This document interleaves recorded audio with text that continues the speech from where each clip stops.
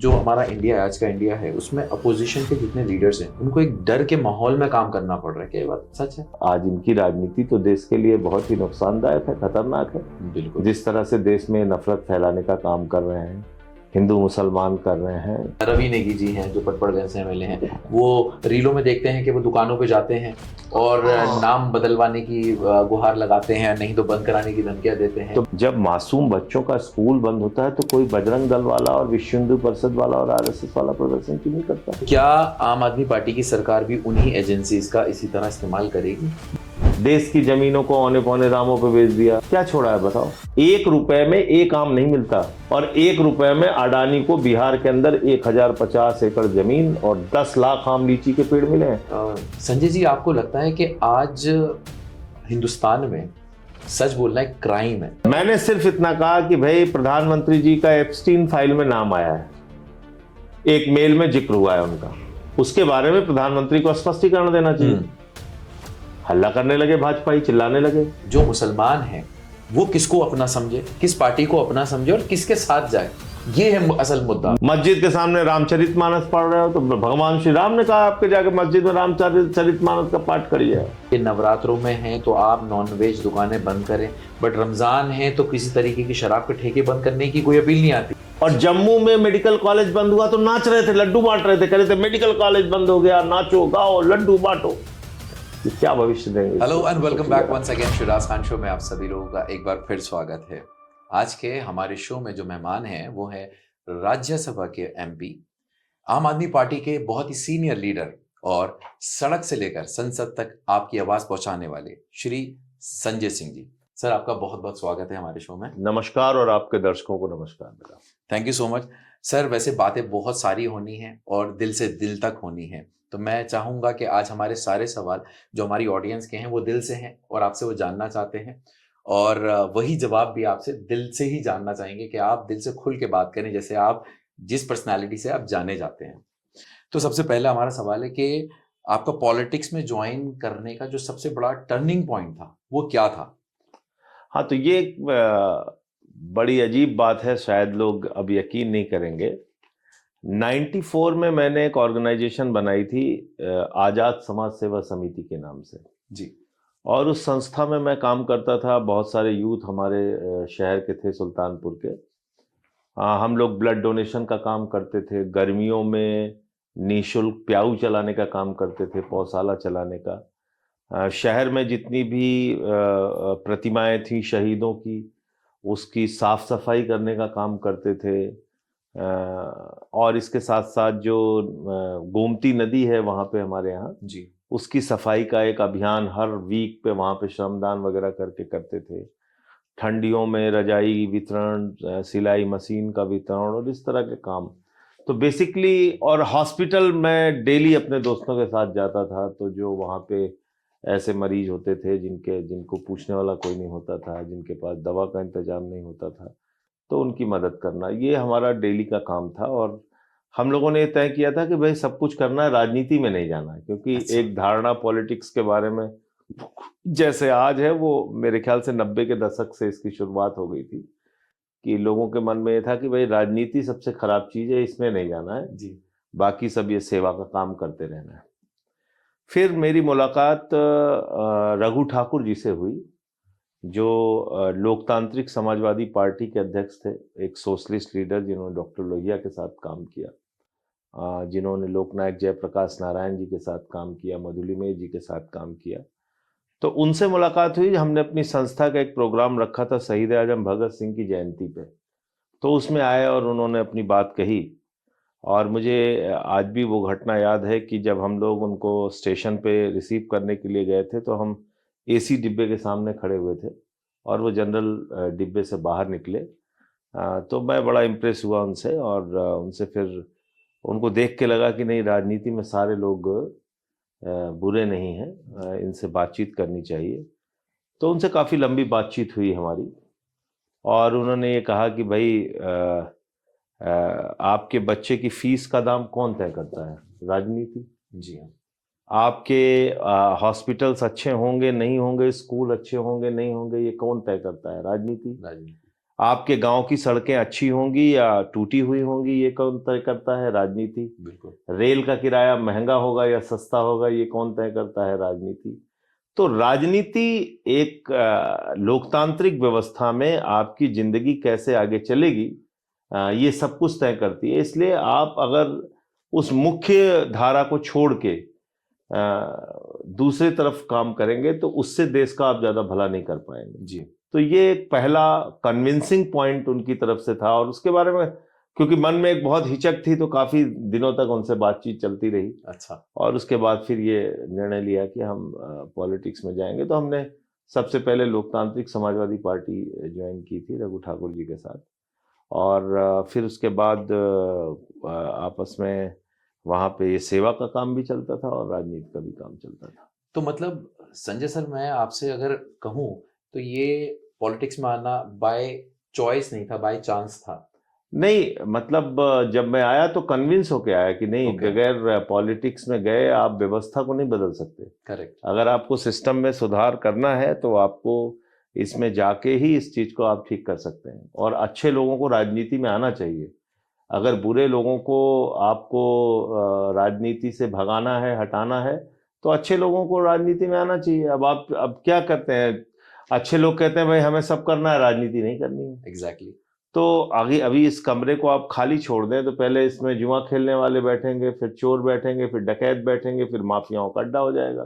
तो यही देश की राजनीति के साथ हो रहा है, क्योंकि अच्छे लोगों ने राजनीति में जाना बंद कर दिया है। करेक्ट। इसलिए बुरे लोगों की एंट्री हो गई है। तो सर एक बात बताइए, क्योंकि जब आपके मैं अर्ली एजेस की बात कर रहा हूँ, मतलब जब आप कॉलेज ज्वाइन नहीं किया था, उससे पहले हर माँ बाप का भी सपना होता है, क्योंकि आप इंजीनियर भी हैं, बाय स्टडी आपने इंजीनियरिंग की है, और एक सपना होता है कि नहीं बड़े हो गए हमने कुछ ऐसा करना है। पॉलिटिक्स ऑलमोस्ट हर कोई सोचता नहीं है, सबसे पहला थॉट होता ही नहीं है पॉलिटिक्स, जैसा आपने बताया। तो आपका क्या सपना था कि मुझे इंजीनियरिंग के बाद क्या करना है, अगर आप पॉलिटिक्स नहीं ज्वाइन करना था? देखिए, पॉलिटिक्स का भी ख्याल नहीं था, लोगों की सेवा मदद करने का ख्याल था, ये बात सही है। तो जब मैंने Orissa school of mining engineering से अपनी पढ़ाई कंप्लीट की, उसके बाद आया तो फिर इस काम में लग गया। फिर नौकरी की तरफ जाने का मन ही नहीं किया। तो अच्छा लगने लगा, मजा आने लगा इसमें। लोग चार लोग मिलते थे तो तारीफें करते थे कि भाई बहुत अच्छा काम कर रहे हो, ब्लड डोनेशन कर रहे हो, ये कर रहे हो, वो कर रहे हो। तो इस तरह से एक उत्साह लोगों की तरफ से मिलता रहा। और काम तो उस तरफ नौकरी और अपने भविष्य को कैसे बहुत ज्यादा चमकाना है उसकी ओर दिमाग नहीं गया। बट जब आपने पॉलिटिक्स में आने का निर्णय लिया, तो क्योंकि आप इंजीनियरिंग कर रहे थे, तो क्या फैमिली की तरफ से ऐसा कोई प्रेशर नहीं बना कि आप सडनली पूरा एक नहीं, इतना देखो, बड़ा करियर हर छोड़ माँ के? बाप की इच्छा होती है उसका बेटा अच्छी नौकरी करे, परिवार सेटल हो जाए। ये चीजें तो होती ही हैं, सबके एग्जैक्टली। साथ होती हैं। फादर हमारे जो है वो इंटर कॉलेज में लेक्चरर थे, मदर हमारी जूनियर हाई स्कूल में टीचर थी। तो कोई ऐसा बहुत आर्थिक स्रोत भी नहीं था घर में। जी। हाँ, ठीक ठाक एक परिवार जैसे अपना चलता है उतनी कमाई थी। तो उसके बाद उनकी इच्छा जरूर थी कि भाई ये लोग ये नौकरी करें और अपना पैरों पे खड़े हों। फिर छोटे भाई को नौकरी जल्दी मिल गई, अच्छा। तो वो नौकरी करने लगा। तो एक सपोर्ट परिवार को था उससे। और फिर मदर और फादर ने ये डिसीजन लिया कि भाई ठीक है, साथ में ही रहो, और कोई बुरा काम नहीं कर रहा है, अच्छा काम कर रहा है तो इसे करने दो। अच्छा। तो ऐसे ही रहा कुल मिला के। अच्छा, स्टूडेंट पॉलिटिक्स में और राज्यसभा तक के सफर में आपके लिए कौन सा ज्यादा मुश्किल है? देखिए, हर काम को पूरी शिद्दत के साथ करना चाहिए। जो चुनौती सामने आए उसका सामना मेहनत के साथ और ईमानदारी के साथ करना चाहिए, ये मेरी शुरू से एक धारणा रही। और उसमें मैंने कभी कोई आप कह सकते हैं बेईमानी नहीं की अपने काम से। अगर कोई काम संगठन का मुझे दिया गया तो मैंने अपनी तरफ से पूरी कोशिश की कि उसको 100% अपनी ऊर्जा के साथ उसको बेहतर करके दिखाऊं। तो ये बातें शुरुआत से थी मेरे साथ। और जब पहले हमने आंदोलन का काम शुरू किया तो रेहड़ी पटरी वालों के लिए मैं काम करता था। अच्छा। करीब करीब 16 साल तक मैंने रेहड़ी पटरी वालों के साथ काम किया। ओ। जो स्ट्रीट वेंडर्स थे उनको पुलिस वाले रोज मारते थे, पीटते थे, उनसे पैसे की वसूली करते थे। तो वहाँ इन बातों को लेके लड़ाई हुई उनकी। कभी दुकानें जल जाती थी, कभी बुलडोजर चल जाता था। तो ये चीज़ें उनके साथ काफ़ी अत्याचार होता था, तो उसको लेके हमने लड़ाई ली। फिर बहुत सारे इश्यूज़ के ऊपर अलग अलग समय में आंदोलन करता गया, तो ये चलता रहा और साथ में फिर राजनीति का काम भी चलता रहा। फिर अरविंद जी से मुलाकात हुई आरटीआई का जब आंदोलन उन्होंने शुरू किया था 2005-06 के दौरान।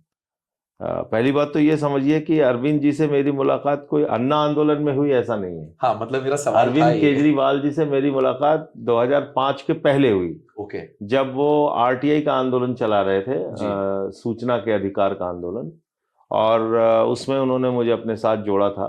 घूस का घूसा अभियान था उस अभियान का नाम। ओके। और यहाँ से विभव और अश्वती जो उनके ऑफिस का काम देखते थे वो कनेक्ट थे हमारे साथ। वो पूछते रहते थे कि भाई कितनी एप्लीकेशन आपने लगाई, रिपोर्टिंग होती थी भाई कितने मामलों में कार्रवाई हुआ, ये हुआ। तो मुझे याद है कि उस 15 दिन का जो घूस का घूसा अभियान था उसमें 3 खबरें ऐसी थी जो फ्रंट पेज की स्टोरी बनी। अच्छा। सुल्तानपुर से जो मैंने आरटीआई लगाया और अधिकारियों ने काम कर दिया।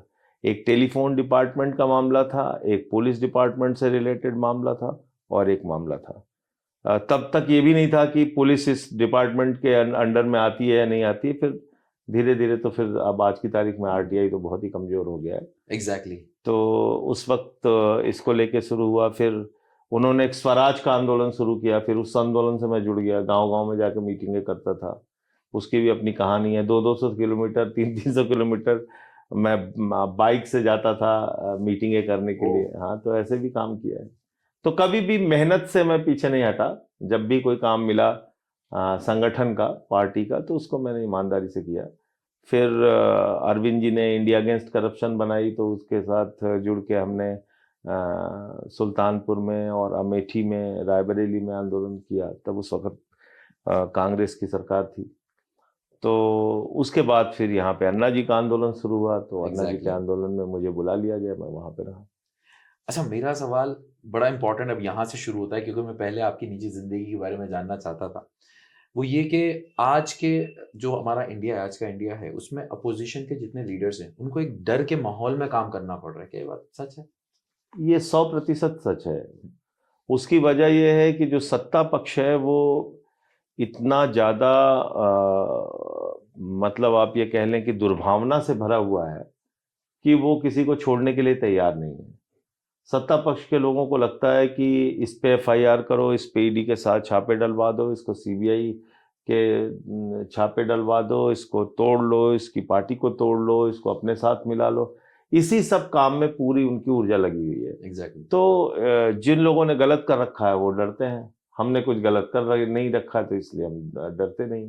तो फंडा बहुत लाइफ का क्लियर है बिल्कुल, कि कुछ गलत नहीं किया तो तुमसे डरेंगे क्यों। और तुम ऐसे अगर फर्जी मुकदमे लगा के डराना चाहते हो तो डराओ, तुमको छूट है पूरी, डराओ। सही। लेकिन कोई जांच करना चाहते हो, कोई भ्रष्टाचार की हमारी जांच करना चाहते हो, खूब करो। कुछ भी मिले तो मैं तो कई बार कह चुका हूं कि फांसी पे चढ़ा दो हमें। तो इसलिए आदमी को अगर वो ईमानदारी से काम करेगा, किसी से डरने की जरूरत नहीं है। अपनी धुन में रह के और जो देश के हित में है, जो लोगों के हित में है, वो काम करना चाहिए। और आज इनकी राजनीति तो देश के लिए बहुत ही नुकसानदायक है, खतरनाक है। बिल्कुल। जिस तरह से देश में नफरत फैलाने का काम कर रहे हैं, हिंदू मुसलमान कर रहे हैं, वास्तविक इंसान की जिंदगी से जुड़े हुए जो मुद्दे हैं, उनकी जो दुश्वारियां हैं, उसको दूर करने के लिए कोई काम नहीं करते। तो ये जो स्थिति है ये तो बहुत ही खतरनाक है। इसलिए सबको मिलके बोलना पड़ेगा, सबको आवाज उठानी पड़ेगी। और इतना ही नहीं, मैं तो ये कह रहा हूं कि नीतियों के ऊपर ध्यान देना पड़ेगा। क्या सरकार हमारे लिए नीतियां बना रही है? शिक्षा की नीति क्या है? स्वास्थ्य की नीति क्या है? अब जिस बजरंग दल के लोगों को और विश्व हिंदू परिषद के लोगों को या आरएसएस के लोगों को हिंदू मुसलमान करने में बड़ा गुस्सा आता है और उनके मन में उनके शरीर में बड़ी ताकत आ जाती है कि बाबा रेडीमेड का नाम जल्दी से बदलो, नहीं तो हम तुम्हारी दुकान उजाड़ देंगे। फिर वहाँ एक बहादुर नौजवान आता है, मोहम्मद दीपक कुमार, तो वो लड़ता है उनसे और फिर उसके जिम पे जाके हमला करते हैं, माँ बहन की गालियां देते हैं। तो जितनी हिम्मत इनके अंदर उस वक्त आती है जब दुर्भावना फैलानी होती है, जब मासूम बच्चों का स्कूल बंद होता है तो कोई बजरंग दल वाला और विश्व हिंदू परिषद वाला और आरएसएस वाला प्रदर्शन क्यों नहीं करता? इस देश के लिए लोगों ने कभी सोचा? जब आपकी बिजली महंगी होती है तो क्यों नहीं करते ये लोग विश्व हिंदू परिषद, बजरंग दल और आरएसएस के लोगों का प्रदर्शन? कभी आपने देखा हो राष्ट्रहित में? आप बता दीजिए, एक मुद्दा बताइए आप। मेरा विरोध इस वजह से है कि आपका मकसद सिर्फ नफरत फैलाना है। वरना तो उत्तर प्रदेश में 10,000 स्कूल बंद हुए, 1 लाख स्कूल सरकारी इस देश के अंदर बंद हो गए। पूरे आरएसएस को देश भर में आंदोलन करना चाहिए था कि इसमें 90% हिंदुओं के बच्चे पढ़ते हैं, कैसी तुम्हारी हिम्मत, कैसे हुए तुमने स्कूल बंद कर दिया? कभी देखा आपने आरएसएस का प्रदर्शन? आपके अस्पताल में सड़ी हुई बेड पड़ी रहती है, दवाएं लोगों को नहीं मिलती, अल्ट्रासाउंड, एक्सरे नहीं होता। कभी आपने बजरंग दल और विश्व हिंदू परिषद वाले के मन में गुस्सा देखा? इसका मतलब ये नफरती संगठन है, देश को तोड़ने के लिए पैदा हुए हैं। इनका काम सिर्फ नफरत फैलाना है। अगर वास्तव में देश हित इनका मकसद है, मैं कह रहा हूं हिंदू हित भी मान लीजिए इनका मकसद है, तो जो हिंदू बिजली के महंगे दाम से परेशान है, अस्पताल की बदहाली से परेशान है, स्कूल के बंद होने से परेशान है, टूटी सड़कों से परेशान है, कभी उसके लिए एक आवाज आपने आरएसएस को, विश्व हिंदू परिषद को, बजरंग दल को उठाते हुए देखा? इसका मतलब ये लोग भारतीय जनता पार्टी के आनुषंगिक संगठन के रूप में काम कर रहे हैं। जी हाँ। और कहते हैं हम राष्ट्रीय स्वयंसेवक संघ है। अरे भाई, राष्ट्रीय हो तो तुम्हारा प्रमुख तो दलित, पिछड़ा, आदिवासी भी होना चाहिए। बिल्कुल। तुम्हारा प्रमुख 100 साल में किसी महिला को भी होना चाहिए था, किसी मुसलमान, किसी सिख को भी होना चाहिए था, ईसाई को भी होना चाहिए था जी। या तो फिर अपने नाम के आगे राष्ट्रीय स्वयंसेवक हटा दो। तुम राष्ट्रीय स्वयंसेवक कहां के हो? तुम सिर्फ एक जाति विशेष का संगठन हो, जाति विशेष का, धर्म विशेष का भी नहीं। हाँ, जाति। बस ये हालत है। आपने अभी एक एजेंसीज के नाम लिए, जैसे ईडी हो, सीबीआई, जिसका आज की सरकार बहुत ज्यादा इस्तेमाल कर मेरे खिलाफ भी किया, आपके खिलाफ भी बहुत किया। 183 दिन मैं जेल में रहा। एग्जैक्टली। तो क्या ऐसा होगा, अगर हम एज एग्जाम्पल में बात कर रहा हूं कि कल को ये सरकार नहीं रहती है और आपकी सरकार आ जाती है आम आदमी पार्टी की, तो क्या आम आदमी पार्टी की सरकार भी उन्हीं एजेंसीज का इसी तरह इस्तेमाल करेगी? देखिए, ऐसा है कि इन्होंने तो गुनाह ही इतने कर रखे हैं कि इनके खिलाफ कोई आपको गलत केस बनाने की जरूरत ही नहीं है, सारे सही केस बनेंगे। इतने पाप इन लोगों ने कर रखे हैं, इतने भ्रष्टाचार इन लोगों ने कर रखे हैं। देश की जमीनों को औने पौने दामों पर बेच दिया, देश की संपत्तियों को औने पौने दामों पर बेच दिया, कोयला बेच दिया, गैस बेच दिया, बिजली बेच दिया, पानी बेच दिया, पोर्ट बेच दिया, एयरपोर्ट बेच दिया। क्या छोड़ा है बताओ? 1 रुपए में 1 आम नहीं मिलता, और 1 रुपए में अडानी को बिहार के अंदर 1050 एकड़ जमीन और 10 लाख आम लीची के पेड़ मिले हैं। कितना नकली नारा हमारे प्रधानमंत्री का होता है, आप इस बात से अंदाजा लगा सकते हैं। और कितना ढोंग उनकी बातों में, कितना पाखंड होता है कि एक तरफ तो वो कहते हैं 1 पेड़ मां के नाम, मतलब लोग रोने लगे, नहीं बाप रे बाप, 1 पेड़ मां के नाम लगाना है, चलो सुबह सुबह उठ के 5 बजे पहले खोदो गड्ढा, मां के नाम पेड़ लगाओ। आदमी रोने लगे, अरे बाप रे बाप, इतना उदार हृदय का हमारा प्रधानमंत्री कह रहा है 1 पेड़ मां के नाम, और फिर क्या कर रहा है? 10 लाख पेड़ अडानी के नाम। 1 रुपए में आम और लीची के 10 लाख पेड़ और 1050 एकड़ जमीन। आपने इस देश की जनता को मूर्ख बना रखा है। 16 लाख करोड़ रुपए चंद पूंजीपतियों का आपने माफ कर दिया, कोई बोलने वाला नहीं। 3.5 लाख करोड़ रुपए पूरी तरीके से समाप्त कर दिया, कोई बोलने वाला नहीं। हिंदुस्तान का पैसा लूट के, बैंकों का पैसा लूट के बड़े बड़े पूंजीपति दोस्त मोदी जी के, वो आज अमेरिका में और ब्रिटेन में और दुनिया भर के तमाम देशों में बैठ के हिंदुस्तान को चिढ़ा रहे हैं, कोई बोलने वाला नहीं। तो इसलिए खुली आंखों से जो चीजें दिखती हैं उस पर भी अगर कोई ना बोले तो फिर तो इनका मनोबल बढ़ेगा ही। एग्जैक्टली। जैसे ये गुंडागर्दी कर रहे हैं वैसे करेंगे। संजय जी, आपको लगता है कि आज हिंदुस्तान में, चाहे वो पॉलिटिकल पार्टी की कोई अपोजिशन लीडर हो या एक आम आदमी हो, सच बोलना एक क्राइम है और जिसकी सजा आपको मिलती है और मिल रही है? देखिए, पहली बात तो ये आपको समझना होगा कि ऐसा कोई अभी तत्काल हो रहा है, ऐसा नहीं है।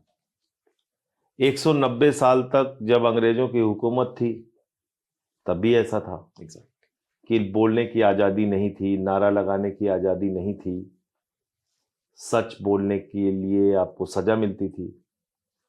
और आज़ादी मांगने के लिए आप लड़ाई लड़ते थे उस वक्त। 190 साल तक अंग्रेजों से इस देश के क्रांतिकारियों ने, इस देश के लोगों ने लड़ाई लड़ी। करेक्ट। और कितने लोगों ने फांसी के फंदे को चूमा। शहीद आजम भगत सिंह, शहीद सुखदेव, शहीद राजगुरु, शहीद अशफाक उल्लाह, शहीद राम प्रसाद बिस्मिल, शहीद रोशन सिंह, शहीद राजेंद्र लहड़ी, शहीद खुदीराम बोस, शहीद प्रफुल्ल चाकी। एक लंबी फहरिस्त है। और 1857 के आंदोलन में एक लंबी फहरिस्त है। बहादुर शाह जफर के दोनों बेटों का सर काट दिया गया। तो मुझे लगता है कि अगर वो लोग, ये जो जिन्होंने इस देश को आजाद कराया और अगर जिन्होंने इतनी लंबी लड़ाई लड़ी 190 साल तक, वो लोग ये मान के बैठ जाते, निराश हो जाते कि अरे भाई सच बोलना तो बहुत बड़ा गुनाह है, आज़ादी मांगना तो बहुत बड़ा गुनाह है, हम क्यों लाठी खाएं और क्यों जेल जाएं और क्यों फांसी के फंदे पे चढ़ें, तो ये देश दिन हमें नहीं मिलता। एग्जैक्टली। ये देश आज़ाद नहीं होता। बिल्कुल। तो एक आज़ादी मिली एक लंबी लड़ाई के बाद, और उन लोगों ने बहादुरी से लड़ाई लड़ी जिनको कि उस वक्त प्रताड़ित किया गया, मारा गया। अब आज काले अंग्रेजों का शासन है, जिन लोगों ने अंग्रेजों का साथ दिया था उस वक्त, तो ये काले अंग्रेज अब वही काम करने की कोशिश कर रहे हैं, तो हम लोग इनके खिलाफ लड़ रहे हैं। तो इससे निराश होने की जरूरत नहीं। पहली बात तो ये, लड़ाई लंबी हो सकती है, लेकिन सच कहना अगर बगावत है तो समझो हम भी बागी हैं, इसमें क्या बात है। तो पहले तो हर आदमी को ये कन्विंस हो जाना चाहिए कि सच बोलकर वो कोई गुनाह नहीं कर रहा है जी। सच बोलने के लिए उसको डरना नहीं है, सच बोलने के लिए उसको पीछे नहीं हटना है। बिल्कुल। पहले तो अंदर से इस बात के लिए आप कन्विंस हो जाइए, और अगर आप इस बात के लिए कन्विंस हो गए कि नहीं हम सच्चाई के रास्ते पे और सच बोलना ही चाहिए, कहीं गलत हो रहा है तो उसके खिलाफ आवाज उठानी चाहिए, तो फिर डर नहीं लगता है, फिर आप हिम्मत से काम करेंगे और तब व्यवस्था पे भी उसका असर पड़ता है। जब आप इस दीवार पे 100 मुक्के मारते हैं तो 100 मुक्के के बाद मान लीजिए ये दीवार टूटी, तो इसका मतलब ये थोड़ी है कि 99 मारे गए मुक्कों का कोई योगदान नहीं है। नहीं, उसका योगदान है ना, तभी तो 100वें मुक्के पे टूट गई ये दीवार। एब्सोल्युटली। और अगर आप दीवार पे चोट ही नहीं करेंगे तो फिर वो ऐसी की वैसी रहेगी। तो ये जो पत्थर दिल लोग हैं जो इस समय सत्ता में हैं, उनके उस पत्थर दिल पे आपको अपने नारों से, अपनी आवाज से चोट पहुंचानी पड़ेगी। कभी पिघलेंगे, नहीं पिघलेंगे तो टूटेंगे, नहीं टूटेंगे सत्ता से जाएंगे। एग्जैक्टली। लेकिन अगर आप नहीं बोलेंगे तो फिर तो उनकी बल्ले बल्ले है ही, उनको तो लग रहा है जो कर रहे हैं वो ठीक कर रहे हैं। नहीं तो सर, ये आपने पॉलिटिक्स बहुत अर्ली एज से मतलब देखी है और बहुत पुराने टाइम की वो देखी है। आज का दौर तो बहुत अलग है, तो 25 साल पहले की पॉलिटिक्स में और आज की पॉलिटिक्स में आपको क्या डिफरेंस लगता है कि वो पहले था और अच्छा था और आज नहीं है और इसकी वजह से हम ये सब भुगत रहे हैं? देखिए, मुख्य बात तो यह है कि इतनी नफरत नहीं थी। एग्जैक्टली, सबसे इंपॉर्टेंट नफरत इन द सेंस कि अगर हमारी गिरफ्तारी, ऐसा नहीं है, भारतीय जनता पार्टी की सरकार थी उस वक्त भी हुई है। हमारी गिरफ्तारी उत्तर प्रदेश में बीजेपी की सरकार थी तब भी हुई है। मायावती जी की सरकार थी तब भी आंदोलन में मैं गिरफ्तार हुआ हूं। और एक बार समाजवादी पार्टी की सरकार थी तब हमने कोका कोला को लेकर आंदोलन किया था राजा तालाब में, तो वहां भी हमारी गिरफ्तारी हुई थी। 175 लोग गिरफ्तार हुए थे संदीप पांडे जी के साथ। ओके। और बनारस की जेल में थे। और समाजवादी पार्टी के एक मंत्री हैं अंबिका चौधरी जी, उनको जब पता चल गया तो उन्होंने डिस्ट्रिक्ट एडमिनिस्ट्रेशन को डांट लगाई और कैसे कि तुमने गिरफ्तार करके रखा है इन लोगों को, छोड़ो। और दूसरे दिन हमारा रिलीज आर्डर आ गया और हम छूट गए। ओके। तो ये फर्क होता था उस समय की सरकारों में। आप आंदोलन नहीं करेंगे और इससे सरकार को भी मदद मिलती है। देखिए, अगर सरकार साफ सुथरी सोच की है तो ये समझना चाहिए कि अगर लोगों की आवाज आप तक पहुंच रही है एग्जैक्टली, तो आपके पास सुधारने का एक मौका होता है। आप या तो उसको सुधार लीजिए या अड़ जाइए। वाजपेयी साहब ने भी एक आंदोलन में अपने आप गिरफ्तारी हुई थी, तो जी की टाइम 75 में 2-2 साल सब गिरफ्तार हुए, जी हाँ बिल्कुल। उस वक्त गिरफ्तार हुए। तो अब अगर वो सब लोग बैठ जाते, उसमें तो ये जनसंघ के लोग भी थे हाँ हाँ और लोकदल के लोग भी थे, पूरे देश के समाजवादी लोग भी थे जिनकी अरेस्ट हुई थी। करेक्ट। अगर इंदिरा गांधी जी के आपातकाल के खिलाफ वो लड़ते नहीं, देश में जो लगा था, जी हाँ तो क्या आपातकाल हटता इस देश में? नहीं हटता। नहीं हटता। उन्होंने जेल में रह के संघर्ष करके आपातकाल को हटाया। तो पहली बात तो इतना निराश होने की जरूरत नहीं है, जी हाँ जो परिस्थिति है उसका सामना करना और लड़ना है, और लोगों को यह समझाना है कि तुम्हारा भला किस चीज में है, भला किस चीज में है। जैसे मैंने एक सभा में पूछा, मैंने कहा कि भाई अगर इस देश के अंदर स्कूल बंद होंगे तो सबसे ज्यादा नुकसान तो मुसलमानों का ही होगा। सब चिल्लाने लगे, नहीं नहीं नहीं नहीं साहब, सबसे ज्यादा तो हिंदुओं का होगा। और हमने कहा अगर अस्पताल बदहाल हो गए, बेड खराब है और दवाएं आपको नहीं मिल रही हैं और ऑपरेशन के लिए आपको 2-2 महीने 3-3 महीने की डेट लग रही है और हार्ट अटैक होने पे आपके घर का कोई मरीज मर जा रहा है, ये सारी घटनाएं तो सबसे ज्यादा मुसलमानों की होगी। बोले नहीं नहीं नहीं साहब, हम लोगों की होगी। और हमने कहा महंगाई देश भर में बढ़ रही है तो सबसे ज्यादा मुसलमानों की जेब काटी जा रही है। बोले नहीं, हिंदुओं की काटी जा रही। तो अपनी बर्बादी का हम जश्न मना रहे हैं। एग्जैक्टली। एक गाना है ना कि अपनी बर्बादियों का जश्न मनाता चला गया, हाँ बर्बादियों का जश्न मनाता चला गया। तो ये हम कैसा जश्न मना रहे हैं? जब इस देश में 1 नेशन 1 टैक्स आया, मोदी जी ने कहा नाचो गाओ हल्ला मचाओ, हमने 5% से 28% टैक्स कर दिया। देश की जनता नाचने लगी, वाह मोदी जी वाह, आपने 28% टैक्स कर दिया, हम लोग खुश हैं। अभी फिर उसने किया, अभी कह रहे हैं अमेरिका से जो सामान हिंदुस्तान आएगा उसमें 0 टैक्स लगेगा और जो हिंदुस्तान का सामान अमेरिका जाएगा उसमें 18% टैक्स लगा। मनाओ जश्न, लड्डू बांटो तुम लोग। 18% टैक्स लग गया भारत के सामानों पे, जश्न मनाओ लड्डू बांटो। पहले टैक्स कितना था? पहले था 3% से कम, यानी 2.9%। जी। और भारत कितना टैक्स लेता था अमेरिका से? 29%। क्योंकि एक नीति है सरकार की कि जो विकासशील देश हैं वो ज्यादा टैक्स लेंगे विकसित देशों से, और जो विकसित देश हैं वो विकासशील देशों से कम टैक्स लेंगे। करेक्ट। अब उल्टा हो गया। उस नीति को आपने जमी दोज कर दिया और कहते हैं आप 56 इंच के बड़े बहादुर हैं।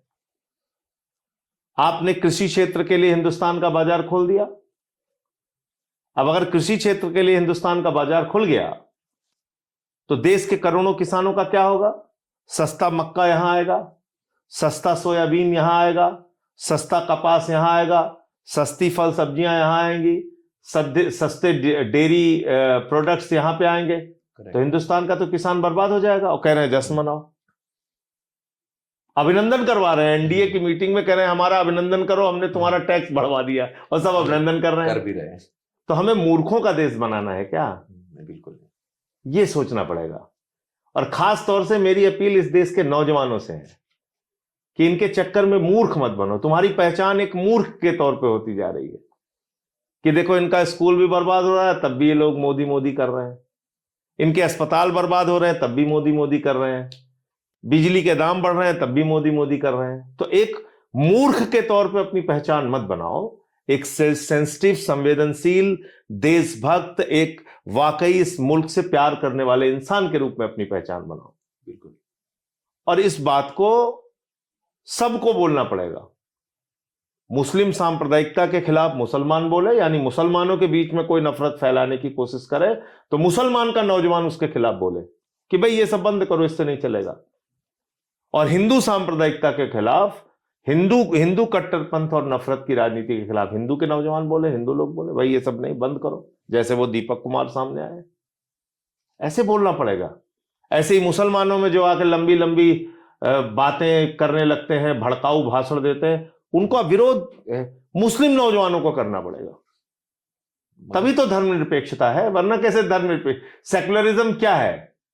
सबके धर्म के नाम पे लड़ाई झगड़े ना हो, एक देश आपस में मिलजुल के रहे। एग्जैक्टली। यही सोच थी हमारे नेताओं की। तो अब आप देखिए कि खुलेआम जो है नफरत फैलाई जा रही है और उसके खिलाफ हम लोग बोलते नहीं, और बोलते नहीं तो उनका मनोबल बढ़ता है। मगर भाई इसमें मजा आता है ना, जिस हिंदू का खून नखौटा खून नहीं, वो पानी है, चढ़ जाओ, मार दो, जला दो, काट दो, मजा आता है। एग्जैक्टली ऐसे ही मुसलमानों में भी कुछ तत्व हैं, वो भी कहते हैं जिस मुस्लिम का खून नखौना खून नहीं, वो पानी है, मारो काटो। इससे फायदा क्या हो रहा है? अच्छा, दुनिया के किस देश का फायदा हो रहा है? किसी का। चलो जिस देश में आतंकवाद है उसकी बात कर लेते हैं, पाकिस्तान की बात कर लो। अभी बांग्लादेश में यही चीजें फैल रही हैं तो उसको बहुत, और जर्मनी की आप बात कर लीजिए, जब हिटलर था, हिटलर तो नफरत का सबसे मास्टर आदमी था ना पूरी दुनिया में सबसे बड़ा। उसको हिटलर के लोगों ने पहचान लिया, उस देश के लोगों ने पहचान लिया, सही समय पे सावधान हो गए, अरे ये तो पूरी दुनिया बर्बाद कर रहा है, ये तो नफरती आदमी है, इसको भगाओ। और आज आपको हिटलर का एक निशान जर्मनी में नहीं मिलेगा, एक निशान नहीं मिलेगा, यह हालत है। तो इसलिए ये तात्कालिक रूप से ऐसी राजनीति आपको फायदा दे सकती है, ये भड़काऊ भाषणों वाली, कट्टरपंथ वाली, हिंदू मुसलमान वाली, लंबी लंबी तकरीरें और भाषणों वाली, ये तात्कालिक फायदा आपको दे सकते हैं, और इसमें मजा भी बहुत आता है, ये भी मैं बता दूं आपको। आनंद बहुत आता है। तो ये जो आनंद की अनुभूति देता है ये राजनीति, इसका नुकसान कितना है आपके देश को, ये सोचना पड़ेगा, आपके बच्चों को, आपके आने वाली पीढ़ी को। आप रोजगार पे कोई बात नहीं कर रहे हैं इस वक्त, एग्जैक्टली आप शिक्षा पे बात नहीं कर रहे हैं, आप स्वास्थ्य पे बात नहीं कर रहे हैं। आपने किसी बजरंग दल के नेता का बयान सुना कि भारत में शिक्षा का 2% बजट क्यों है? जिस देश के करोड़ों बच्चे अशिक्षित हैं, शिक्षा का बजट क्यों है 2%? देश के स्वास्थ्य का बजट 2% क्यों है? क्या हमारे गरीब बच्चों को इलाज का हक नहीं है? बिल्कुल है। कोई नहीं पूछने वाला है। फर्जी बातें, फर्जी लड़ाइयां, उसी में पूरा देश उलझा हुआ है, व्हाट्सएप पे लड़ रहे हैं। एक तो ये व्हाट्सएप विश्वविद्यालय आ गया है, कहीं दिल्ली विश्वविद्यालय, कहीं मुंबई विश्वविद्यालय, कहीं चेन्नई विश्वविद्यालय, कहीं लखनऊ विश्वविद्यालय, कहीं इलाहाबाद विश्वविद्यालय। भाजपाइयों ने व्हाट्सएप विश्वविद्यालय खोल रखा है, दिन भर का ज्ञान बांटते रहते हैं। एग्जैक्टली सिकंदर जब बिहार में आया था, बिहारियों ने मार के भगाया था, बोले अरे मोदी जी सिकंदर कभी बिहार गया नहीं। कहने लगे संत कबीर जी, बाबा गुरु नानक देव जी, बाबा गोरखनाथ जी एक साथ मीटिंग करते थे। लोगों ने कहा मोदी जी उनके तो जीवन काल में ही 100 साल का अंतर है। फिर कहने लगे नाली के गैस से चाय बना लो, बोले बनती नहीं। बोले रडार में नहीं आएगा, मौसम खराब है। बोले तो कहाँ का ज्ञान आपने सीखा? यही सब ज्ञान व्हाट्सएप पे चल रहा है। तो हमारी पहचान हम लोग अगर खुद से मूर्ख के रूप में अपनी बनाना चाहते हैं तो भाजपा के साथ जुड़ जाओ। तो मूर्खों का एक बड़ा समूह है, उसमें आप भी शामिल होकर मूर्खता करते रहिए। आपका फायदा नहीं होना है, ना आपके बच्चों का, ना इस देश का। तो ये इस चीज की क्लैरिटी है मेरे दिमाग में, और आप उसको लेके चल रहे हैं। अच्छा, जैसे आज का माहौल चल रहा है और आप बहुत बोलते भी हैं हिंदू मुस्लिम और सबके लिए सपोर्ट में बोलते हैं, ऐसा नहीं है किसी एक समुदाय के लिए बात करते हैं। नहीं, देखिए आपको वो रिस्क भी लेना पड़ेगा। एग्जैक्टली जैसे मान लीजिए मैं बोलता हूं बीजेपी के कट्टरपंथ के खिलाफ, नफरत की राजनीति के खिलाफ, तो मैं ये मान के बोलता हूं कि ना तो ये हमारा हिंदू धर्म कहता है और ना ही इससे हिंदू धर्म का कोई फायदा है, ना हमारे लोगों का फायदा है। लेकिन उनके जो समर्थक हैं वो हमें गालियां देते हैं, तो वो चुनौती स्वीकार करता हूं मैं।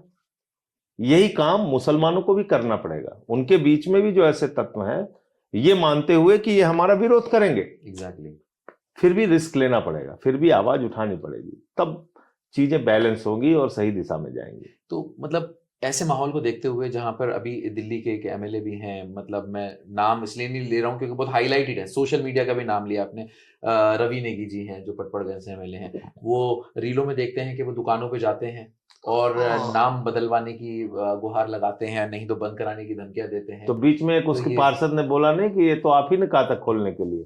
अच्छा, वो वीडियो नहीं देखा आपने? नहीं, वो मेरे तक नहीं पहुंची शायद।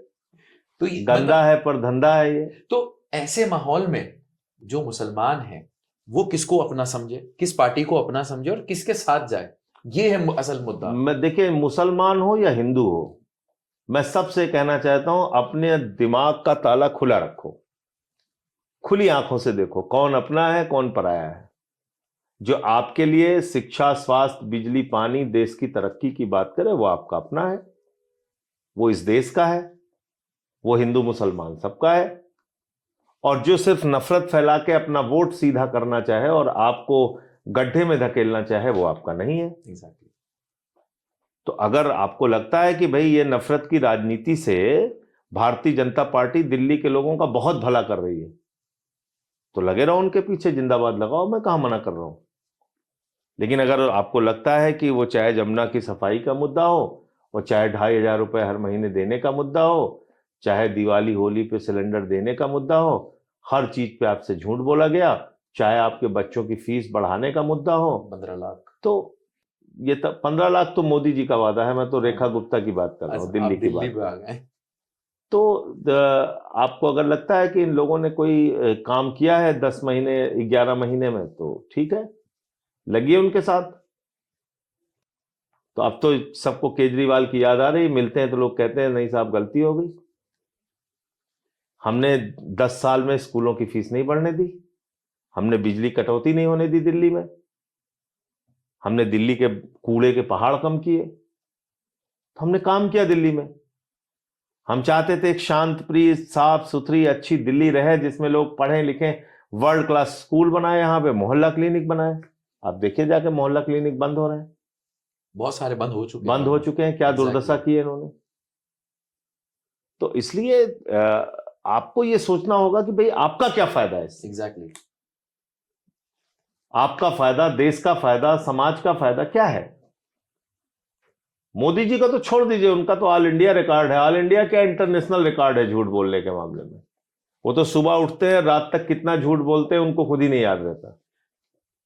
हाँ, लेकिन एक्टर बहुत ही शानदार है, अमिताभ बच्चन उनको फेल कर सकता है, मतलब अमिताभ बच्चन को वो फेल कर सकते हैं, सॉरी, हाँ बिल्कुल। उनके मतलब नौटंकी कब रोना है, कब लाइट कैमरा एक्शन होगा, उनको सब पता है। दिल्ली में आम आदमी पार्टी की शुरुआत हुई, यहां से उनकी सरकार बनी, और आपने जैसे अभी आप बात कर रहे थे मोहल्ला क्लिनिक, स्कूल मॉडल, बिजली के मॉडल, वो सब आपने तैयार करे। तो उसके बाद भी आज आम आदमी पार्टी को पब्लिक ने नहीं स्वीकार किया और यहां से हटा दिया गया। तो आपको लगता है कि पब्लिक आपके कामों को या तो समझ नहीं पाई या कोई गलती आपकी तरफ से हुई बहुत है? अच्छा सवाल है, मैं बताता हूं आपको। पहली बात तो यह कि हम 2% वोट से इस चुनाव में पीछे रहे। इसके पीछे का कारण क्या है? ऐसा नहीं है कि हमने काम नहीं किया, हमने स्कूल पे, अस्पताल पे, बिजली पे, पानी पे बहुत सारे काम किए। तो काम हमने बहुत किया था और लोग इस बात को मानते भी थे कि स्कूल पे, अस्पताल पे हमने बहुत सारे काम किए हैं। लेकिन समस्या कहां पे आई? समस्या आई पिछले 2-3 सालों से ये लोग हमारे पीछे पड़ गए कि इनकी पूरी लीडरशिप को अंदर करो जी, इन सबको बदनाम करो, और इसमें इन्होंने गोदी मीडिया का साथ लिया, और कितना शानदार साथ लिया वो आपको खुली आंखों से अब दिख रहा होगा जी। अरविंद केजरीवाल के समय में जब AQI का लेवल कम था तो दिल्ली प्रदूषित हो गई थी, जहर हो गई थी, गैस चैम्बर हो गया था, ये चैनल पे बयान, वो चैनल पे बयान, कहां है केजरीवाल, कहां है सिसोदिया, दिन रात ऐसा लग रहा था हाहाकार हो गया। एग्जैक्टली। अभी प्रदूषण हुआ रेखा गुप्ता के शासन में, भारतीय जनता पार्टी के शासन में, सबकी घिग्गी बंद हो गई थी, आवाज ही नहीं निकल रही थी गोदी मीडिया के मुंह से, कोई इंटरव्यू नहीं, कोई पूछताछ नहीं, कोई अब जहरीली हवा नहीं, जबकि AQI का लेवल उस वक्त से ज्यादा खराब था रेखा गुप्ता के टाइम में। करेक्ट, लेकिन नहीं हुई। तो पूरा एक साजिश करके एक प्लान वे में मीडिया को अपने साथ मिला के इन्होंने हमारी सरकार को बदनाम किया। मनीष सिसोदिया को जेल में डाल दिया, सत्येंद्र जैन को जेल में डाल दिया, अरविंद केजरीवाल को जेल में डाल दिया, मुझे पकड़ के जेल में डाल दिया, सारी लीडरशिप को जेल में डाल दिया। बड़ी मुश्किल से हम लोगों की जमानत कब हुई? जब चुनाव बिल्कुल करीब था। एग्जैक्टली। उस समय जमानत हुई। तो बाकी जो काम हमारे बाधित किए उन्होंने पूरी लीडरशिप को जेल में डाल के, उसका फायदा उनको मिल गया 1-2%। और फिर उन्होंने चुनाव में तमाम गड़बड़ियां की। इसी नॉर्थ एवेन्यू में जहां पे ये अरविंद केजरीवाल की कॉन्स्टिट्यूंसी, यहाँ खुलेआम पैसा बांट रहे थे जिस दिन चुनाव था उस दिन। अच्छा। और मैंने पकड़ा था और मैंने चुनाव आयोग को टैग करके शिकायत की, ट्विटर पे सारे वीडियो डाले, कोई कार्रवाई नहीं। पैसे बांटे गए, सब कुछ किया गया, वोट काटे गए, मंत्रियों के घर में वोट बढ़ाए गए, ये सब कुछ हुआ। ठीक है, मैं आपकी इस बात से सहमत हूँ। और 2% वोट से हम पीछे हो गए। माइनॉरिटी को लेके बहुत अच्छे से बोलते भी, बात भी करते हैं। और मुस्लिम वोटर्स को देखा मैंने, हमेशा बात होती है मुस्लिम वोटर्स को सिर्फ वोट बैंक बना के रखा जाता है, चाहे वो कोई भी पार्टी हो। वो अपना होने का दावा तो करते हैं, मगर कितना अपने हैं ये कैसे पता करें? हाँ, ये देखिए, सिर्फ मुस्लिम वोट के साथ नहीं है, हर वोटर वोट बैंक है। एग्जैक्टली। दलित क्या वोट बैंक नहीं है? क्या बिल्कुल दलितों है। को वोट बैंक की तरह इस्तेमाल नहीं किया जाता? बिल्कुल। क्या पिछड़े वर्ग के वोट को वोट बैंक की तरह इस्तेमाल नहीं किया जाता? कहते साहब ये इतनी बिरादरी के इतने वोट हैं, इतनी बिरादरी के, वो सबके साथ चलता है, वोट बैंक का हिसाब किताब चलता है। मुस्लिम को भी वोट बैंक के रूप में इस्तेमाल करते हैं। अब लेकिन एक पॉलिटिक्स में सुधार होना चाहिए, मुझे ऐसा लगता है। जी हाँ। बीजेपी से डराओ, मुसलमानों का वोट लो, बीजेपी का हुआ खड़ा करो, मुसलमानों का वोट लो। ये बंद होना चाहिए। होना ये चाहिए कि जिस भी पार्टी को आप वोट दे रहे हैं, इस बात से पहले कन्विंस होइए कि वो पार्टी हमारे लिए क्या काम करना चाहती है, हमारे लिए क्या, हमारे बच्चों के लिए, हमारे भविष्य के लिए क्या अच्छा है। बिल्कुल। जब वो ये समझते हैं कि भाई ये तो रिएक्शनरी वोट देते हैं, तो उसके कारण से धीरे धीरे इन्होंने अपने नारे वारे चला के ये कर दिया है कि भाई यहां पे देखो मुसलमान इकट्ठा हो रहे हैं, तुम लोग भी इकट्ठा हो जाओ, जबकि ये इकट्ठे नहीं है। करेक्ट। मैं तो पूछता हूं कि भाई तुमने अभी 45 केंद्रीय विश्वविद्यालयों में वाइस चांसलर बनाए, जो सरकार के हाथ में होता है, मोदी जी के हाथ में होता है। बिल्कुल। उसमें से 38 सवर्ण बनाया, 7 में दलित, पिछड़ा और आदिवासी बनाया। बिल्कुल। तो आप जहां आरक्षण नहीं है, जहां आपके हाथ में न्याय है, वहां उनका हक मार रहे हो आप। बिल्कुल। वहां उनकी आबादी के हिसाब से उनको प्रतिनिधित्व नहीं दे रहे हो आप। मैं सवर्ण जाति से हूं, मैं क्षत्रिय हूं, लेकिन फिर भी मैं ये बात कहने की हिम्मत कर रहा हूं। एब्सोल्युटली। कि आपको अगर सत्ता में है, आप अगर न्याय की कुर्सी पे है, तो न्याय करते हुए सबके साथ दिखना चाहिए। वो आप न्याय करो, नहीं दिखता। दूसरी बात, आप हाई कोर्ट, सुप्रीम कोर्ट के जजेस को देख लीजिए, वहां पे किस तरीके से 80% से ज्यादा चंद परसेंटेज में जो सवर्ण जातियां हैं उनके जज हैं। जी हाँ। और बाकी 80% आबादी के 15-20% जज हैं।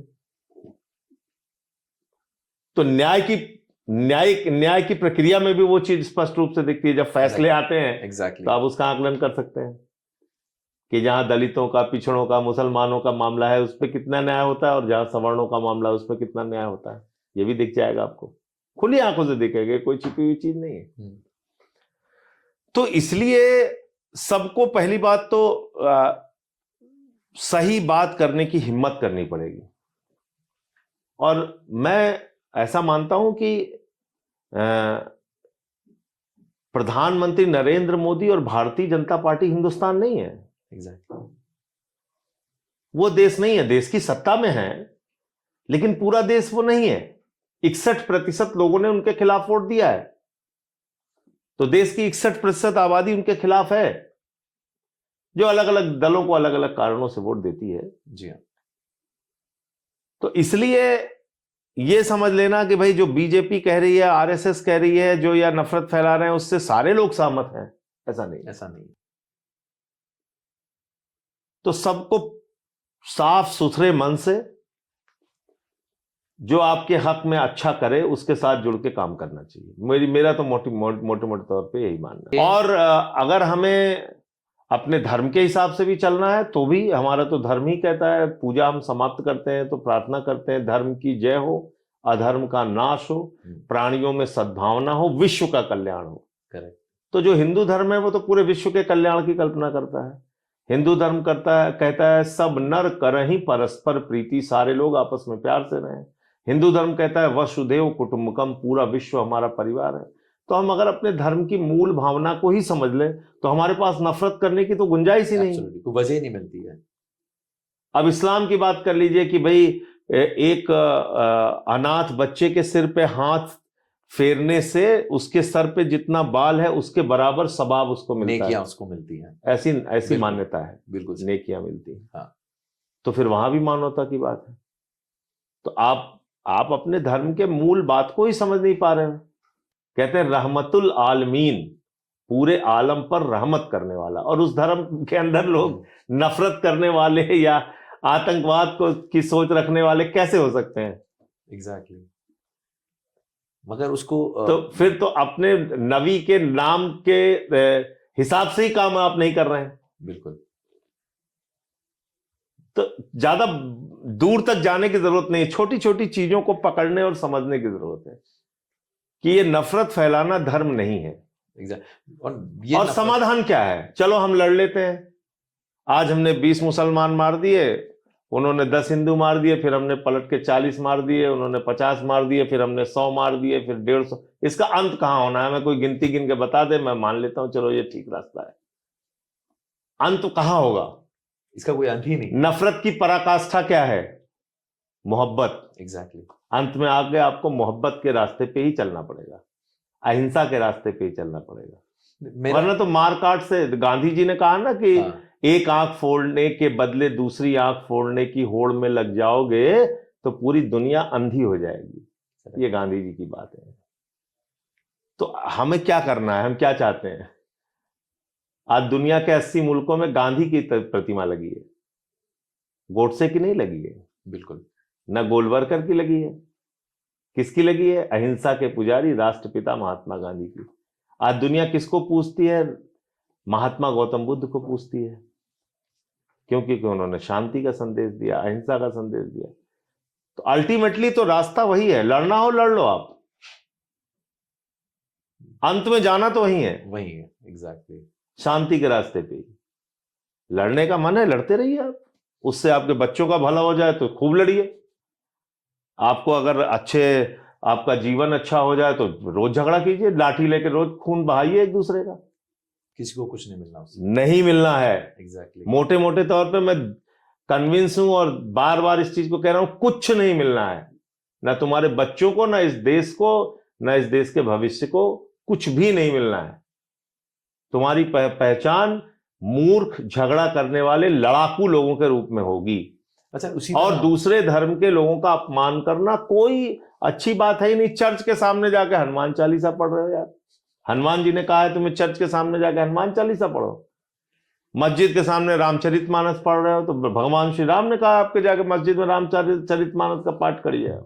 अरे भाई जाइए, आप हनुमान जी के मंदिर में जाइए, भगवान श्री राम के मंदिर में जाइए, पूजा अर्चना कीजिए और वहां से आशीर्वाद लेके आइए, प्रार्थना कीजिए इस देश की भलाई के लिए।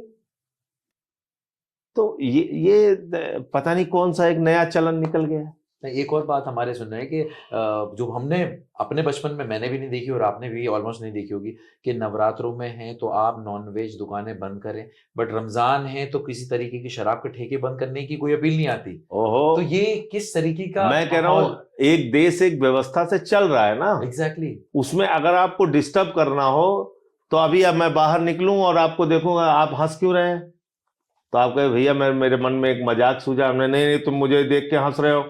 एग्जैक्ट। नहीं भाई साहब, मेरे मन में तो कोई मजाक सूझा इसलिए हंसे। नहीं तुम मुझे देख के हंसे, क्यों हंसे? तो झगड़े के तो 365 कारण खड़े किए जा सकते हैं, वो तो कोई मतलब ही नहीं है। झगड़े से मिलना कुछ नहीं है। और ये मैं भारतीय झगड़ा पार्टी वालों को भी समझाता रहता हूं। आपने नाम दिया हुआ है उनको कि भाई देखो, तुम्हारी पार्टी का नाम भारतीय झगड़ा पार्टी है, तुम देश भर में झगड़ा कराना चाहते हो, तुम कुछ नहीं दे सकते इस देश को, ना इस देश जो पार्टी। आप ऐसे सोचो ना, ऐसे सोचो। मैं तो खाली इस देश के नौजवानों से एक घटना का उदाहरण। तो हमारे यहां से 89 में एक सांसद हुए, राम सिंह जी, जो अब इस दुनिया में नहीं है, जनता दल से वो जीते थे। तो यहाँ पे सांसद बन के आए तो उनसे पूछा गया, दूरदर्शन पे एक प्रोग्राम था कि भाई आप अपने जिले के लिए क्या चाहते हैं। तो उन्होंने कहा कि हम अपने जिले के लिए भी एक मेडिकल कॉलेज चाहते हैं, हमारा जिला बहुत पिछड़ा हुआ है, तो हम चाहते हैं कि वहां पे एक मेडिकल कॉलेज बने। तो वो सपना हम लोगों का, जिसके लिए हम लोग काफी लड़ाई लड़े लंबे समय तक, वो सपना हमारा पूरा हुआ अभी जाके। मतलब 2 साल पहले वहां पे मेडिकल कॉलेज बना हमारे जिले में। वो भी ठीक ढंग से नहीं चलता है, उसकी भी शिकायतें हम लोग करते रहते हैं, लेकिन फिलहाल बन गया। हाँ ठीक है। और आप सोचिए कि मेडिकल कॉलेज बंद करवाने के लिए भाजपाइयों ने लड़ाई लड़ी, और जम्मू में मेडिकल कॉलेज बंद हुआ तो नाच रहे थे, लड्डू बांट रहे थे, कह रहे थे मेडिकल कॉलेज बंद हो गया, नाचो गाओ लड्डू बांटो।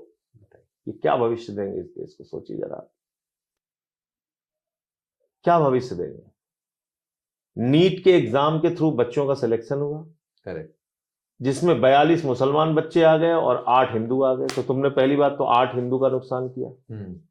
और मान लो अगले साल नीट का एग्जाम होता तो 50 के 50 हिंदू आ जाते, भाई आ जाते नीट के एग्जाम में, कोई जरूरी थोड़ी कि इस बार मुसलमान आ गया तो अगले बार भी मुसलमान आते। हाँ, सही बात है। तो उन तमाम लोगों के हित को आपने अपने पैरों से रौंद के कुचल दिया, और उसके बाद आप उस पर नाच रहे हैं कि नाचो देखो हमने स्कूल बंद करा दिया।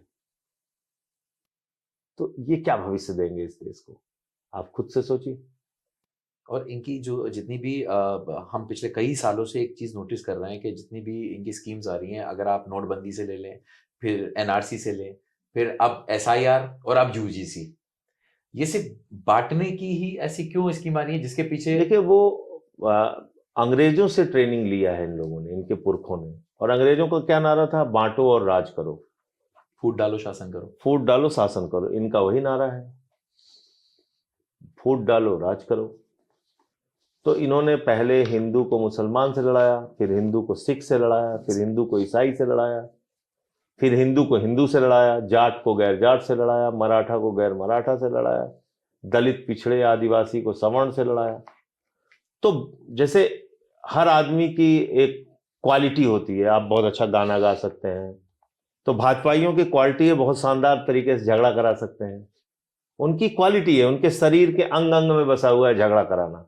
अब अगर वो झगड़ा ना कराएं, 2-4 महीने बीत जाए तो उनको विचलन होने लगती है, करे हमने तो कुछ कहा ही नहीं अभी तक, तो बोलते हैं हम तो कपड़ा देख के पहचान लेते हैं कौन मुसलमान है कौन मुसलमान नहीं है, बस खाली हम दुबई में जाते हैं तो भूल जाते हैं कतर में जाते हैं तो भूल जाते हैं, हे देखो हम यहाँ की मस्जिद में नहीं जाते लेकिन कतर वाली में जाते हैं, वहां जाते हैं। हाँ, वहां बढ़िया इतर उतर लगाए रहते हैं, सब लबादा पहने रहते हैं शेख लोग, तो उनसे गले मिलने में अच्छा लगता है। अब यहाँ का मुसलमान अच्छा नहीं लगता इनको, यहाँ की मस्जिदें अच्छी नहीं लगती, वहां थोड़ा हो सकता है पैसे से लगा के अच्छे से बनाए होंगे, वहां जाते हैं मस्जिद में। तो कितना बहरूपिया किस्म का व्यवहार हमारे प्रधानमंत्री का है, ये अगर हमारे देश के लोगों को नहीं दिख रहा है तो क्या कर सकते हैं। उसको अगर क्या नाम है उनका, मोहम्मद बिन सलमान, जो वहां के किंग जो है, एग्जैक्टली, तो वो जब इन्वेस्टर समिट में गुजरात बुलाते हैं तो उनका कहते माई ब्रदर मोहम्मद बिन सलमान हो जाते हैं, उनका भाई हो जाता है मोदी जी का, और यहाँ का मुसलमान तो कपड़े से पहचान लेते हैं। तो ये बात इस देश के लोगों को कब समझ में आएगी।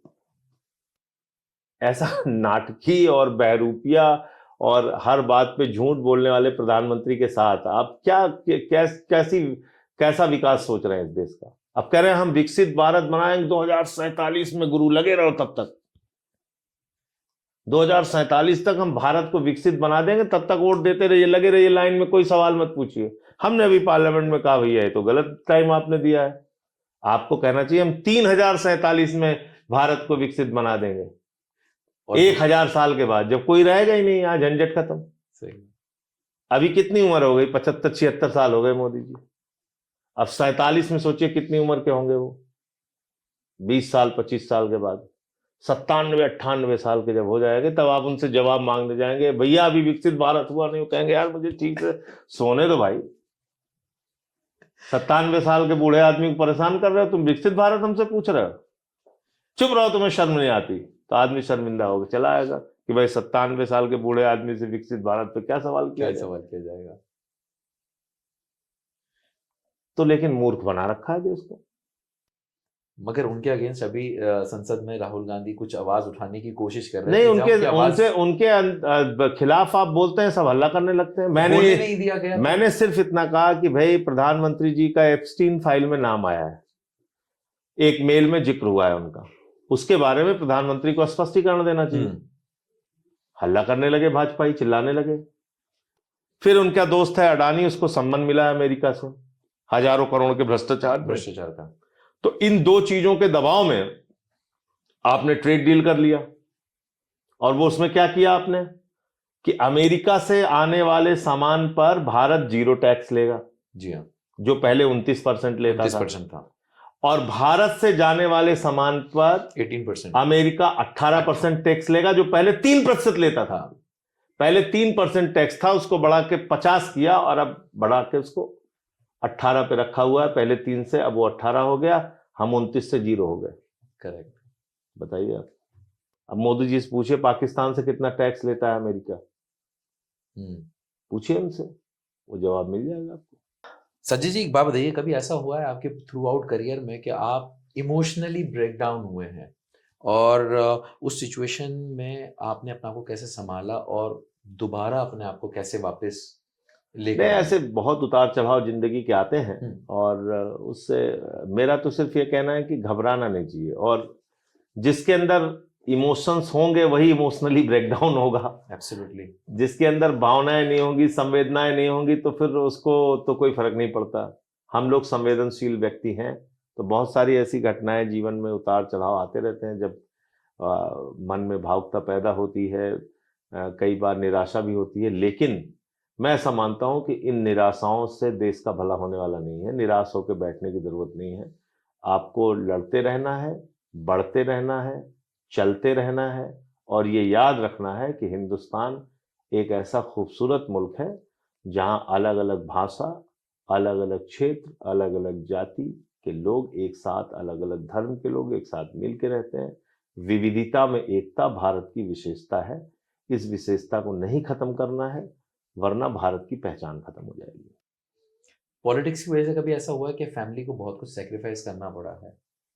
मतलब देखिए, आपको कुछ तो ऐसा देखिए, जब ये फील्ड हमने चुनी तो हम ये मान रहे थे कि हम परिवार के साथ उतना समय नहीं दे सकते, और परिवार भी धीरे धीरे इस बात को मानने लगा कि भाई ये उतना फोकस नहीं कर पाएंगे घर परिवार के कामों में, क्योंकि मुझे ज़्यादा वक्त बाहर देना होता है। और मैं तो कई बार इस बात को बोल चुका हूँ कि मुझे आज तक 1994 के बाद अब तक मुझे कोई वो हफ्ता या 10 दिन नहीं याद है, कोरोना का वक्त या ऐसे कुछ वक्त छोड़ के, जब मैं लगातार अपने घर रहा हूँ। अच्छा। हाँ, मैं यात्राओं में, संगठन के काम में इधर उधर आना जाना ज़्यादातर रहा है। तो यही सेक्रीफाइस बहुत बड़ा है कि आपके साथ मौका नहीं मिलता। तो मुझे लगता है कि नहीं, अगर आपको देश समाज के लिए काम करना है तो ये सब तो करने के लिए तैयार रहना पड़ेगा। एग्जैक्टली।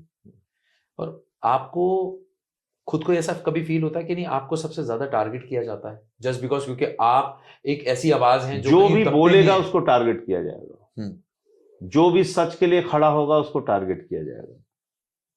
और देखिए, आप एक बात समझिए कि हमेशा आप अपने से नीचे देखेंगे तो आपको सच्चाई का पता चल जाएगा। इस देश में ऐसे भी लाखों की संख्या में, करोड़ों की संख्या में लोग हैं जिनके साथ हजारों वर्षों तक भेदभाव किया गया, बगल में बैठा के खाना नहीं खिलाया गया, गले में हाड़ी बांध के दलितों को चलने के लिए कहा गया, पीछे झाड़ू बांध के चलने के लिए कहा गया, उनको मंदिर में प्रवेश वर्जित किया गया, उनको तालाब में पानी पीने से मना किया गया।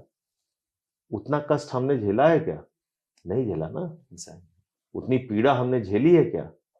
नहीं झेली। उनके बच्चों को घोड़ी पे नहीं चढ़ने दिया जाता है आज तक। एक कथावाचक पिछड़े वर्ग से आता है, उसकी चोटी काट दी गई। आज के टाइम में मीडिया का कितना प्रेशर होता है पॉलिटिशियन के ऊपर? नहीं होता है। मीडिया आपको एक दिन में ही बदनाम कर सकता है पूरे देश में, और जब आपकी वो झूठी खबर, जब उसका सच सामने आता है तो मीडिया उस तरह से दिखाता नहीं। एग्जैक्टली। तो मीडिया की भूमिका बहुत ही खतरनाक है। विपक्ष को बदनाम कैसे करना है उसको मालूम है, मोदी जी को बचाना कैसे है उसको मालूम है, तो इसीलिए उसका नाम ही गोदी मीडिया पड़ गया है। तो मीडिया पे चलने वाली बातों को बार बार चेक करना चाहिए। आजकल यूट्यूबर्स ज़्यादा ईमानदारी से काम कर रहे हैं और उनकी खबरों को देखना ज़्यादा अच्छा होता है। इसके साथ साथ आपको गोदी मीडिया में तो बिल्कुल ही कोई भी खबर आए तो उसको रीचेक करना चाहिए। और कुछ एंकर हैं जो अपने स्तर पे ईमानदारी से प्रयास करते हैं, लेकिन बाकी तो हालत बहुत खराब है मीडिया की। तो सोशल मीडिया ने पॉलिटिक्स को ज़्यादा ट्रांसपेरेंट किया है या कंफ्यूज किया है? सोशल मीडिया का दोनों पक्ष है। सोशल मीडिया बहुत सारे मुद्दों पर समाज का ध्यान आकर्षित करने में कामयाब होता है और ये बहुत अच्छी बात है सोशल मीडिया के लिए। सोशल मीडिया का एक दबाव आजकल गोदी मीडिया पे भी पड़ने लगा है क्योंकि वो एक्सपोज हो रहे हैं एग्जैक्टली कि पहले इस पत्रकार ने क्या बोला था और आज वो पत्रकार क्या बोल रही है, पहले ये पत्रकार क्या बोल रहा था, आज ये पत्रकार क्या बोल रहा है। तो ये अब एक्सपोज होने लगे हैं ये लोग, तो उसका एक थोड़ा सा दबाव रहता है। दूसरा मेरा अपना ये मानना है कि सोशल मीडिया में कई बार गंदगी फैलाने का भी प्रयास किया जाता है, लेकिन Absolutely. वो एक रिस्क रहेगा, साथ में वो रहेगा। अच्छा, एक बड़ा इंपॉर्टेंट और इंटरेस्टिंग क्वेश्चन है कि लोग, मतलब हमें ऐसा लगता है एक आम जनता के हिसाब से कि पार्लियामेंट के अंदर जो चिल्लाते, लड़ते, झगड़ते जितने भी हमें पॉलिटिकल लीडर्स दिखते हैं, वो मतलब ऑफ कैमरा जब पार्लियामेंट से बाहर आते हैं तो वही साथ में बैठ के खाते भी हैं, पीते भी हैं, हंसी मजाक भी करते हैं और वो रिलेशन उनके देखिए, बिल्कुल smooth हमारा कोई व्यक्तिगत विरोध नहीं है जी। इनसे, विचारों का विरोध है। मोदी जी, आरएसएस और बीजेपी के लोग आज निकल के कह दें कि ये पूरा देश वो अपना मानते हैं, सबके साथ न्याय करेंगे, तो क्या झगड़ा है? किस बात का झगड़ा करेंगे? किस बात का झगड़ा करेंगे? लेकिन उनकी विचारधारा क्या है? नफरत फैलाना है, एग्जैक्टली झगड़े कराने हैं, तो उसके खिलाफ बोलते हैं, उसके खिलाफ खड़े रहते हैं। इनकी नीतियां क्या हैं? चंद पूंजीपतियों को फायदा पहुंचाना, रेडी वाला बर्बाद हो जाए, वेंडर का रोजगार खत्म हो जाए, किसान बर्बाद हो जाए, किसान का रोजगार खत्म हो जाए, छोटे उद्योग बर्बाद हो जाए, एमएसएमई सेक्टर खत्म हो जाए।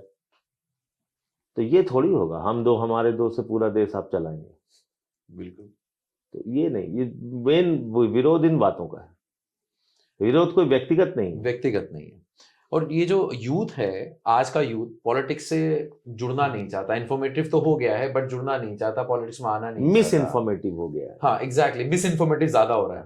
तो उनके लिए आप क्या कहेंगे? इन्फॉर्मेटिव नहीं, मिस इन्फॉर्मेटिव। पहले तो इस देश के युवाओं से मेरी अपील है कि 10 मिनट, 1 घंटा भी नहीं कहूंगा, 10 मिनट खाली इस देश के बारे में सोचो। आपके इर्द गिर्द क्या हो रहा है उतना ही सोचो। तुम्हारे आसपास का अगर एक अस्पताल बेकार है तो उसकी वीडियो बना के डाल दो सोशल मीडिया पे। दिन रात गाली गलौज, गाना बजाना चलता रहता है, एक वीडियो ही डाल दो कि भाई हम गए, ये सड़क खराब है, ये स्कूल खराब है। थोड़ी तो चेतना लाओ समाज के अंदर और उसका हिस्सा बनो, उसके पार्ट बन जाओगे। हाँ, तो आपके इलाके में कहीं कोई नदी है साफ नहीं है, कोई तालाब है साफ नहीं है, वहां श्रमदान लगा लो 20 लोग मिलके। कहीं हॉस्पिटल है, लोगों को खून की जरूरत होती है, उसके लिए इकट्ठा हो जाओ।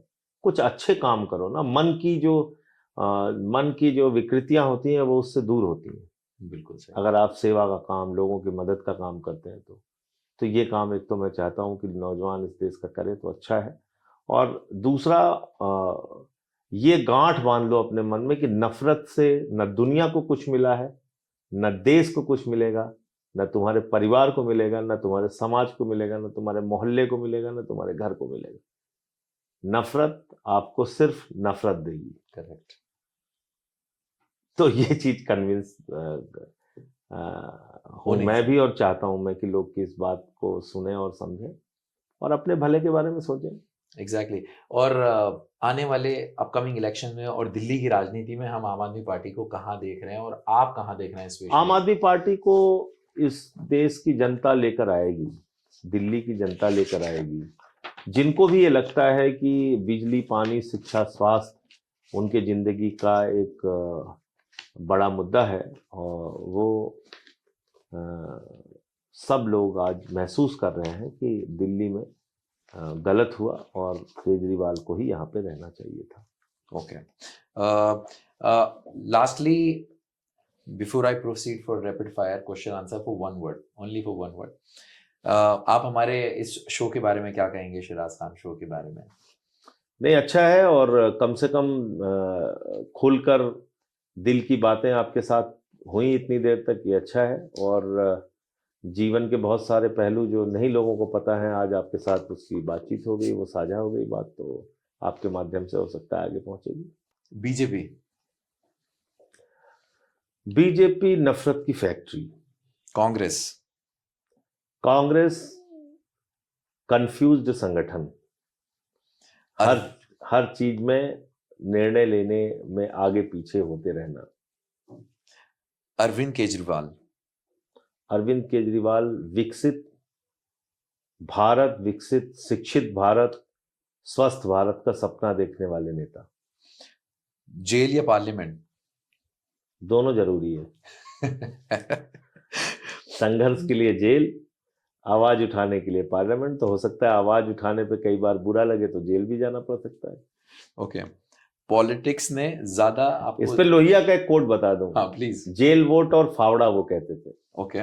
वो कहते थे जेल संघर्ष का प्रतीक है, वोट परिवर्तन का प्रतीक है, और फावड़ा रचनात्मकता का प्रतीक है। ओके। तो ये जेल वोट और फावड़ा का सिद्धांत डॉक्टर लोहिया ने दिया था किसी जमाने में। ओके। पॉलिटिक्स ने आपको ज्यादा दिया है या आपसे ज्यादा छीना है? नहीं, दिया है निश्चित रूप से। आज पूरे देश में जो पहचान बनी है वो राजनीति में नहीं आते तो शायद नहीं बनती। पावर या प्रिंसिपल्स? प्रिंसिपल्स को आप तभी लागू कर सकते हैं जब आपके पास पावर हो। आपके जीवन के सिद्धांत आप जमीन पे तब उतार सकते हैं, इसलिए दोनों जरूरी है। अगर आप खाली सिद्धांत की बातें करते रहिए और उसको आप कार्य रूप में लागू ना कर सके, और कार्य रूप में लागू करने के लिए आपके पास ताकत चाहिए। अगर आपको अच्छे स्कूल बनाने हैं तो आपका शिक्षा मंत्री होना चाहिए, सरकार आपके पास होनी चाहिए, तभी। तो दोनों जरूरी है। Biggest political mistake? मतलब हम दिल से दिल पे बात कर रहे हैं। हाँ, दिल से दिल पे ही बात। मैं अपने लिए बताऊं या पार्टी के लिए? मतलब मैं आपकी पर्सनल पूछ रहा हूँ। मेरी पर्सनल पूछ जी हाँ। तो ऐसा पॉलिटिकल मिस्टेक आज तक लगा नहीं कि मैं किसी मामले में किया हूँ। अच्छा। मतलब मुझे ऐसा लगता है कि जब मुझे जो करने की जरूरत हुई मैंने किया है वो काम। मतलब ऐसा कुछ मतलब नुकसान पॉलिटिकल आपको लगा क्योंकि मैंने कोई डिसीजन लिया जो मुझे नहीं लेना चाहिए था? नहीं, जब चुनाव नहीं लड़ने का भी डिसीजन लिया तो मुझे लगा ठीक किया कर रहा हूँ, मैं पार्टी संगठन के लिए काम कर रहा हूँ। फिर संगठन ने पार्टी ने, केजरीवाल जी ने मुझे राज्यसभा भेज दिया, तो वहां अच्छे काम कर रहा हूँ, जो हो सकता है आवाज उठा रहा हूँ। तो ऐसा नहीं कि गलती, मैं कोई भगवान हूँ, गलती होती नहीं, बहुत सारी गलतियां हुई होंगी, लेकिन ऐसा बिग पॉलिटिकल मिस्टेक जिससे मुझे आज तक इस बात का दुख हो कि मैंने ये क्यों किया, तो वैसा तो मुझे नहीं याद है कुछ। अच्छा, ऐसा कोई याद नहीं है। अच्छा, संजय जी की सबसे पसंदीदा खाने की डिश क्या है? मैं चिकन और फिश खाता हूँ नॉनवेज में, और आलू मटर की सब्जियाँ, भिंडी की सब्जियाँ वेज में मुझे पसंद है। तो वेज नॉन वेज दोनों खाता हूँ और शौक से खाता हूँ खाना। मुझे मिठाइयाँ भी मुझे पसंद है। और अगर आपको कौन सी जगह पे खाना पसंद है जरा ये भी बता दें ताकि लोगों को पता लगे। आपकी पर्सनल कुछ चीजें जब ये पता होना जरूरी है। ऐसा कोई, मैं तो ठेले से लेके और रेस्टोरेंट तक हर जगह जहाँ कुछ अच्छी चीज मिलती है वहाँ खाना पसंद करता हूँ। कोई इसमें कोई स्पेसिफिक चॉइस नहीं है। अच्छा, आपके पॉलिटिकल आइडल कौन है जिनसे आप बहुत इंस्पायर होते हैं और उनको फॉलो भी करते हैं? देखिए, रघु ठाकुर जी के साथ रह के हमने बहुत कुछ सीखा है, मेरे राजनीतिक गुरु हैं। और अरविंद केजरीवाल जी के साथ मिलके जो ये पूरा सत्ता का संघर्ष रहा, और कब कैसे चीज़ों पे काम करना है, वो काफ़ी कुछ उनके साथ रह के हमने काम किया। लेकिन जिसको कहा जाए कि आपकी शुरुआत की शिक्षा कहाँ से हुई और कहाँ से आपने राजनीति का ABCD सीखा, तो वो रघु ठाकुर जी से। अरविंद केजरीवाल जी लीडर या दोस्त? लीडर भी हैं और दोस्त भी हैं। ओके। हम लोग 2005 से एक दोस्त की तरह पे, लेकिन नेता के तौर पे उनकी हर बात मैं मानता हूँ, तो उसमें कहीं कोई कंफ्यूजन नहीं। हमारे अच्छे दोस्त हैं, दिल के बहुत करीब हैं, लेकिन लीडर के तौर पे उनकी हर बात मानता हूँ। और संजय सिंह जी अगर आम आदमी पार्टी में एक पॉलिटिकल लीडर नहीं होते तो एक अच्छे क्या होते? एक अच्छे सिंगर होते। अच्छा, आप सिंगर भी होते? तो सर बस जाने से पहले वो 2 लाइनें सुना के चले, हम यहाँ पे फिर एंड करेंगे। तो हमारे आंदोलन का ही गीत है, रुके न जो, रुके न जो, झुके न जो, दबे न जो, मिटे न जो, हम वो इंकलाब है, जुल्म का जवाब है, हर शहीद का गरीब का हम ही तो ख्वाब है, रुके न जो, झुके न जो, जी रहे हैं इसलिए कि प्यार जग में जी सके, प्यार जग में जी सके, प्यार जग में जी सके। आदमी का खून कोई आदमी न पी सके, आदमी न पी सके, आदमी न पी सके। मालिकों मालिकों मजूर के, नौकरों हुजूर के, फर्क को मिटाएंगे, समानता को लाएंगे, रुके न जो, झुके न जो, मानते नहीं है फर्क हिंदू मुसलमान का, हिंदू मुसलमान का, हिंदू मुसलमान का। जानते हैं रिश्ता इंसान से इंसान का, इंसान से इंसान का, इंसान से इंसान का। जाति के धर्म के भाषा और वेश के द्वंद्व को मिटाएंगे, समानता को लाएंगे, रुके न जो, रुके न जो, झुके न जो, दबे न जो, मिटे न जो, हम वो इंकलाब है, जुल्म का जवाब है, हर शहीद का गरीब का हम ही तो ख्वाब है, रुके न जो। Very good sir, very good, very good, very nice. सबसे पहले हम बहुत बहुत शुक्रगुजार हैं संजय सिंह जी का, जिन्होंने इतना वक्त दिया और अपने दिल से दिल तक बात यहाँ पर हमारे व्यूअर्स के लिए और आप सभी लोगों के लिए हमसे बात की। और उम्मीद करते हैं आपको हमारा ये पॉडकास्ट पसंद आया होगा, और अगर आपके दिल तक छुआ है तो प्लीज़ एंड प्लीज़ इस पॉडकास्ट को ज़्यादा से ज़्यादा शेयर करें और हमारे चैनल को सब्सक्राइब करना बिल्कुल ना भूलें। मिलते हैं नेक्स्ट पॉडकास्ट में। Thank you so much.